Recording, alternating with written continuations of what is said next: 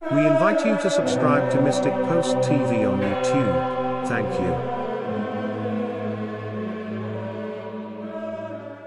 In the year 2020, the year in which the world began to experience its own fragility and the deception of false freedom, Pope Benedict XVI, in his new book, points out to the whole world the identity of the Antichrist. He says the spirit of the Antichrist will have two fundamental characteristics: false humanism, and social exclusion of those who do not submit to it.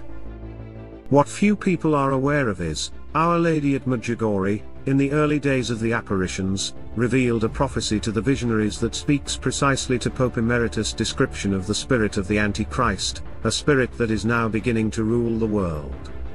She said this would be the sign of the times. In October of 1981, Our Lady revealed this astonishing prophecy. She said, "The West, including the United States, will make civilization progress but without God and will act like their own creators." Theologians describe this prophecy as a warning that the spirit of the Antichrist will emerge from the West and that the reign of modern technology and the dominance of a false humanism will be the sign of its arrival. Can there be any doubt that we have reached that point in the world? Our Celestial Mother told the visionary Mariana, "Go on the streets of the city, count those who glorify God and those who offend him." God can no longer endure that.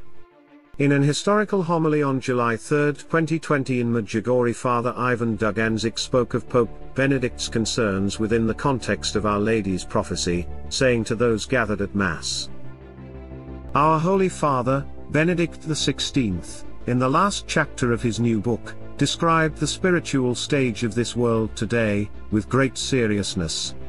He warned that there is real danger in that which is invisible and is being hidden behind the visible moral deviations.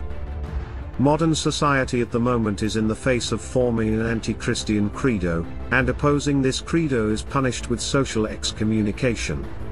The fear of that mighty power of Antichrist is completely natural. And what is necessary is the prayer of the whole Church to resist him." Father Ivan then said, "Brothers and sisters, all of you who are honoring the Queen of Peace, we are the witnesses of this drama of mankind. The Antichrist, with the help of his many alliances, truly wishes to create man in his own image. That is why he wishes to wipe off the image of God in man, to kill that gene that man has when he as a creature comes from the Creator. He wishes to define human nature anew. And he is declaring that what was once evil, now is something which is completely normal and acceptable. And all those who feel differently, they are forbidden. Then in the name of being politically correct and in the name of social tolerance, people represent and defend these evils, since otherwise they would be declared conservative, and they would be harmful for the advancement of society." Esteemed philosopher and friend of Pope Emeritus, Joseph Pieper, believes that the spirit of the Antichrist has arrived and he is greatly concerned. He writes, "The rule of antichristic humanism will require everyone, absolutely everyone, regardless of race, religion and social class, to enter the wedding of the Antichrist. The rulers will demand the population accept modern humanism, as a better brotherhood than Christ himself was able to realize." Professor Pieper says we are nearing the time of the mark of the beast as prophesied in chapter 13 in the book of Revelations. He says that those who refuse to enter the wedding of the Antichrist, those who refuse to receive the mark of the beast on the hand and forehead will, like the Bible says, be unable to buy or sell. As we witness the global rise of the spirit of the Antichrist, we can now clearly see that Our Lady's prophecy that the West will reject God and replace it with a false humanity, is unfolding before our eyes.